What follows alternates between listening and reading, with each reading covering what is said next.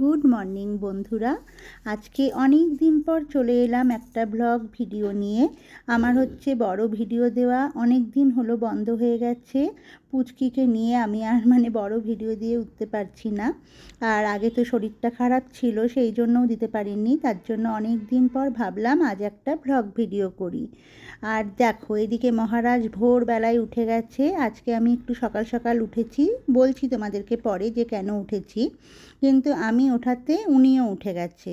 এখন হলো সকাল 5টা মতন বাজে। এবার আমি এনাকে নিয়ে আর কি করব। আর পাশে পুচকুর দিদা ঘুমাচ্ছে। আমি, মা আর পুচকু আজকে এই ঘরে শুয়েছিলাম। এবার বলি, তোমাদের দাদা ভাই যাবে বড় ছেলের সঙ্গে দেখা করতে। আজকে ওদের দেখা করার ডেট। আর সামনেই ওরা একটা জায়গায় ঘুরতে যাবে, হায়দ্রাবাদ, ভাইজাগ, এগুলো ঘুরতে নিয়ে যাচ্ছে ওদের মিশন থেকে। তাই আজকে কিছু জিনিস, দরকারি জিনিসগুলো দিতে যাচ্ছে। আর বাইরে দেখো ওয়েদারটা, এখন 5:30 হয়ে গেছে আর কি। পুচকুকে নিয়ে আমার একটু লেটই হয়ে গেল। তো বাইরে ওয়েদারটা এখন খুবই ঠান্ডা। ঠান্ডায় উঠে তো আমার খুবই কষ্ট হয়। শীতকাল একদম পছন্দ না আমার। তো এখন রান্নাঘরে ঢুকবো। তো আজকে রান্নার কাকি তো সেই 8:30টার সময় আসে। এবার তোমাদের দাদাভাই 8:30টার সময় বেরিয়ে যাবে। এখানে দেখো ফ্রিজ থেকে বরফ গলাতে দিয়েছি মাছগুলো। এখানে বাসনগুলো সব গুছিয়ে নিয়েছি। দিদি এলে মাজবে। আর যেহেতু রান্নার কাকি 8:30টায় আসবে, আর তোমাদের দাদাভাই যেহেতু বেরিয়ে যাবে 8:30টায়, তাই আমাকে আর মাকেই সামলাতে হবে এখন সকালের রান্না বান্না। ছেলের জন্য কিছু রান্না করে পাঠিয়ে দিই, তোমাদের দাদাভাই ওখানে গিয়ে খাই। আবার বাড়ি থেকেও একটু খেয়ে যাবে, কারণ অনেকটাই দূর আমাদের বাড়ির থেকে। আর এখানে দেখো একটু মটর ভিজিয়ে রেখেছি আগের দিন রাতে। একটু ঘুগনি হবে, একটু খাসির মাংস দিয়ে ঘুগনি, আর রুটি, আর হলো ইলিশ মাছ ভাপা পাঠানো হবে। এবার মজার কথা হলো, আমার ছেলেকে সবসময় মাংস আর রুটিটাই পাঠানো হয়। ও ওই একটা জিনিসই খায়, সে খাসির মাংসই দাও আর মুরগির মাংসই দাও, রুটি আর মাংসটা পাঠাতে হবে। তো এইবার মহারাজ চেয়েছেন হলো ইলিশ মাছ ভাপা খাবে। তো ঠিক আছে, ইলিশ মাছ ভাপা দিয়ে তো মানুষ ভাত খায়, কিন্তু ও ভাত কিছুতেই খাবে না, ও রুটি খাবে। আমি কত রাজি করাতে গেলাম যে ভাতটা মাছ দিয়ে খেতে, তো ও কিছুতেই, ও খাবে, ও বুঝবে, ওকে রুটিই পাঠাতে হবে। তো ভালো কথা, তার জন্য রুটিই পাঠাচ্ছি। সেই কারণে ওকে আর বলিনি, তার সাথে একটু মাটন দিয়ে ঘুগনি করে পাঠিয়ে দেবে, মটর দিয়ে ঘুগনি হবে।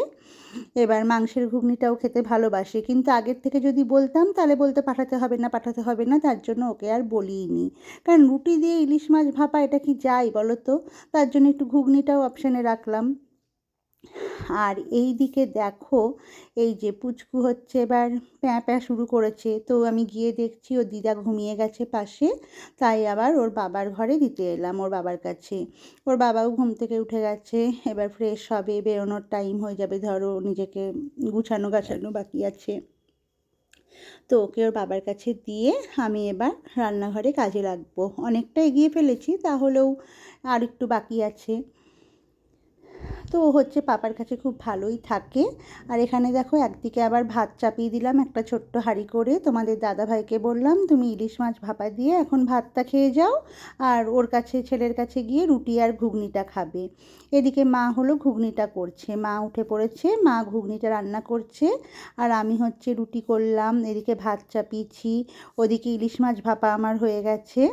আর ঘুগনির মশলা, ইলিশ মাছ ভাপার মশলা সব কিছু তো করেই রেখেছিলাম, দেখলেই আগে। দেখো এখানে ভাপাটা দেখো খুব সুন্দর হয়েছে। আর এই অফ টাইমে ইলিশ মাছ খুব যে স্বাদ হয় এমনটা নয়, তা বলে একদমই যে খারাপও ছিল স্বাদ, সেটাও না।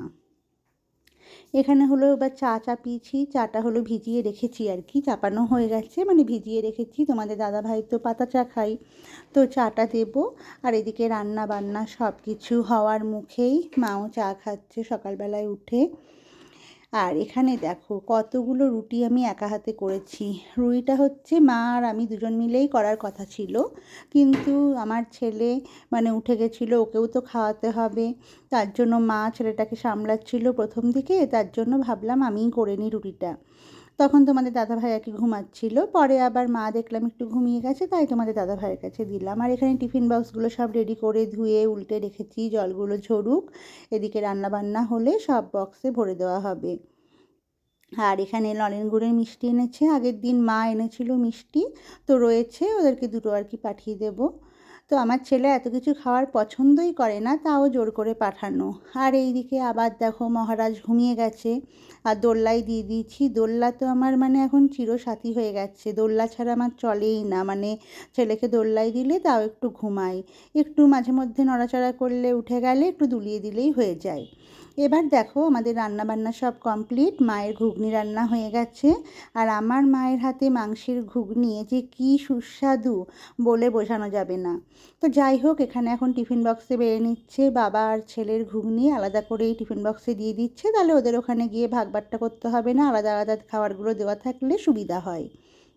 এখানে দেখো আমার দিদি চলে এসেছে, এখন ঘর ঝাড় দিয়ে ঘর মুছবে, বাসন মাজবে, উঠোন ঝাড় দেওয়া হয়ে গেছে। আর কাকির কোলে আছে আমার ছেলে, কাকি ছেলেকে সামলায়, আবার আমি যখন মানে নিই তখন হচ্ছে কাকি রান্না করে, দুজন অল্টারনেট করে করি। কিন্তু এখন মা আছে বলে এক্সট্রা একটু সুবিধাটা হয়, মা ছেলেকে ধরে আর কাকি রান্না বান্না করে। কিন্তু এখন মানে ওর পুচকির বাবা আর কি চলে গেছে ছেলের কাছে।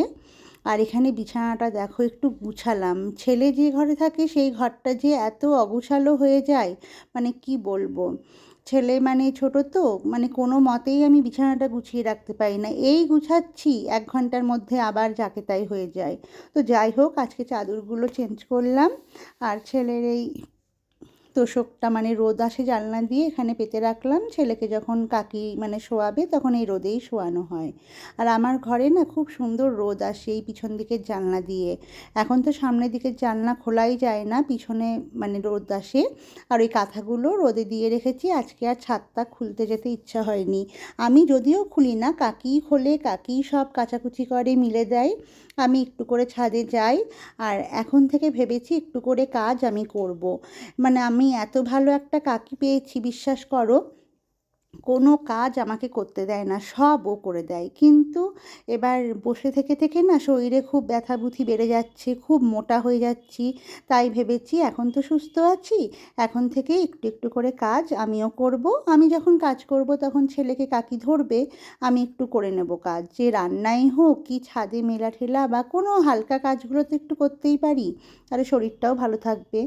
আর এখানে ছেলের টেবিলে হচ্ছে এগুলো থাকে, এই টেবিলটা ছেলের খাওয়ারের মানে খাওয়ার ওর সব কিছু থাকে আর কি, লোশন টোশন সব কিছু। এখানে ডেক্সোলাকটাই আমার ছেলেকে খাওয়াচ্ছি জন্মের পর থেকে, এই ডেক্সোলাকটা খাইয়ে ওর শ্যুট হয়ে গেছে বলে আমি কোনো আলাদা দুধ মানে ওকে দেওয়ার রিস্কই পাচ্ছি না, মানে এটা খেয়ে ও বেশ ভালোই আছে আর কি, তার জন্য শুধু শুধু অন্য দুধ আমি কেনই বা ধরাবো। আর এখন আমি বিভিন্ন ব্লগে দেখি, বিভিন্ন মানে মারা যারা আছে তোলা দুধ খাওয়ায়, তারা দেখি সবাই ডাক্তাররা কি ডেক্সোলাকই দেয়। এখানে দেখো এখন হচ্ছে আমাদের দুপুরের রান্না চলছে, আজকে রান্নার কাকিকে ছুটি দিয়েছে আমার মা বলল ওলকপি আলু চিংড়ি মাছ দিয়ে একটা তরকারি করবে, তো সেটা মা খুব সুন্দর করে, তাই মা বললো তাহলে আমিই করছি, তুমি বাচ্চাটাকে একটু দেখো। তো ওকে আবার ওই দোল্লায় শুয়ে, কাকি হচ্ছে কাকির একটু হালকা হালকা ঠান্ডা লেগেছে বলে কাকিকে বললাম আর কোলে নিতে হবে না বেশি, ওকে দোল্লায় শুয়ে দাও, তুমি বক বক করো, দেখো থাকবে। আর দেখতেই পাচ্ছ কেমন করে ড্যাব ড্যাব করে তাকিয়ে আছে দেখো, মানে ওর মা ফোন ধরেছে, অবাক হয়ে যায় ফোন দেখলে, ফোনের দিকে এত নেশা, ওর সামনে আমি ফোন ধরতেই পারি না। তো ওই কাকি দেখো মানে খুব কথা বলে, হাসায় ও গল্প শোনে। আর জানলাগুলো দেখেছো, আমরা সব রোদ আসে বলে আজকে ছাদে যাইনি বলে সব জানলায় রোদ দিয়ে দিয়ে মানে রোদে রেখেছি আর কি। আর এই ভিতর ঘরের এই চাদরটাও চেঞ্জ করেছি, এই রুমের চাদরটা মানে চেঞ্জ, সব দুটো রুমেই আর কি আজকে চাদরগুলো চেঞ্জ করলাম। আর একটা কাঁচা চাদর যদি বিছায় না, সত্যি মানে সেদিনকে বিছানায় শুতেও যেন একটু ভালো লাগে। তো এই ঘরে যদিও এখন আমরা শুই না, আমরা ওই ওই আর একটা বেডরুম যেটা দেখালাম আগে সেখানেই শুই, শীতকালে ওই ঘরটা বেশ গরম থাকে। আর ড্রেসিং টেবিলের অবস্থাটা দেখো একবার, মানে কি নোংরা যে হয়েছে, মানে অগুছানো। আর এমনি শীতকালে একটু ধুলোটাও বেশি পড়ে, তারপর হচ্ছে এখন বাচ্চা নিয়ে যে প্রতিদিন যেটা একটা মোছামুছির ব্যাপার ছিল আগে, এখন সেইগুলো হয় না, অনেক দিন পর পর যেদিন সময় পাই সেদিন। তারপর এখন বাচ্চারও শুধু বাহানা দেবো না, মানে শীত পড়ে গিয়ে না কাজে একটু কুঁড়েও হয়ে যাওয়া হয়। আর এদিকে দেখো ওয়ার্ড্রপটা আজকে গুছাবো, কি অবস্থা, মানে এই যে উপরে শাড়ির র্যাকটা, তারপর হলো মাঝখানটা ফাঁকা রেখেছি, এখানেও কিছু ঢুকাবো, এই যে বাইরে সব এগুলো আছে। আর এখানে আমার চুড়িদার, নিচে বেডশিট সব মানে এই র্যাকগুলো এত অগোছানো হয়ে গেছে, কোথাও একটা বেরোবো তো কিচ্ছু খুঁজে পাবো না আমি। আর মেন হলো মোটা হয়ে গিয়ে এত সব ড্রেসগুলো সব আমার টাইট হয়ে গেছে। এবার এত ড্রেস ঢেলা করা কি সম্ভব? দেখো এখানে ব্যাগ রাখা হয়, এটা হলো ছেলের তাকটা আর কি। তো সব কিছু গুছাতে হবে, ছেলে আসবে কদিন পর বাড়িতে, তাই ছেলের মানে তাকটাও গুছিয়ে রাখতে হবে, জামা প্যান্ট সব কিছু। আর এগুলো সব আমিই করি, ছেলের তাকও মানে সব কিছু আমাকেই মেনটেন করতে হয়। আর মানে এত কিছু করেও মানে যখন একটা কোথাও যাব না, সব কিছু যেন টেনে হিঁচড়ে বার করে সবটা মানে নোংরা করে দিই। তো আজকে এই কাজটা আমি করবই, মানে আলমারি গুছানোটা করতেই হবে। আর এই জানলায় যেগুলো দেখছো সেগুলো হচ্ছে একটা ভিডিও বানাবো বলে বাইরেই রেখেছি, অনেক কিছু শপিং করেছি, মানে সেটা দেখানোই হচ্ছে না সময়ের অভাবে। এইগুলো একবারে ভাবলাম ভিডিও করে যে জিনিসগুলো আলমারিতে রাখবো, যেগুলো ঘর গুছানোর কিছু জিনিস কিনেছি সেগুলো সাজাবো, তো আগে একটা ভিডিও করে নেব। এবার দেখো টাইম হয়ে গেছে মহারাজকে স্নান করাবার, আর স্নানের আগে একটু তেল মালিশ করি। আর আমার ঘরের ভিতর এত সুন্দর রোদ আসে না, বাইরে মানে যাওয়ার প্রয়োজন হয় না, কিন্তু তারপরও আমরা প্রতিদিন ছাদে দুবার করে যাই, একবার সকালে একবার যাই, আর দুপুরের দিকে কাজবাজ শেষ হয়ে গেলে আর একবার যাই। তো যে আগেই বললাম আজকে ছাদটা খোলা হয়নি, তার জন্য ঘরের ভিতরেই তেল ঠেল মাখিয়ে এখানেই স্নান করাই, নিয়ে আজকে আর ছাদে যাব না, এই ঘরের এই রোদেই হয়ে যাবে। খুব সুন্দর রোদ আসে, আর আমার ছেলে তেল মালিশটা এত সুন্দর মানে মানে উপভোগ করে, ওর খুব আরাম লাগে, গা হাত পা টিপে টিপে ইয়ে করে দিই। আর এখানেও দিদা দেখো স্নান করিয়ে দিয়েছে, তো স্নানও করে খুব সুন্দর, মানে কোনো কান্নাকাটি করে না। আর মালিশটা তো নেওয়া ওর খুবই পছন্দ করে, মানে ওর হাত পা আমি টিপে টিপে দিয়েও খুব পছন্দ করে। এখানে দেখো আমার স্নান হয়ে গেছে, আমিও মানে স্নান করে চলে এসেছি, কারণ ওকে স্নান করাতে গেলে আমিও ভিজে যাই, আজকে যদিও মা করিয়েছে। আর এখানেও ঘুমিয়েও গেছে। আর এবার হলো খাবারগুলো সব বেড়ে নিয়েছি। এখানে কফির ডাঁটা আছে চিংড়ি মাছ দিয়ে বাটা, এটা আমার খুবই মানে ভর্তা বলে, মানে খুবই পছন্দ, ফুলকপির ডাঁটা বাটা আর কি চিংড়ি মাছ দিয়ে। আর এটা হলো কই মাছের ঝোল।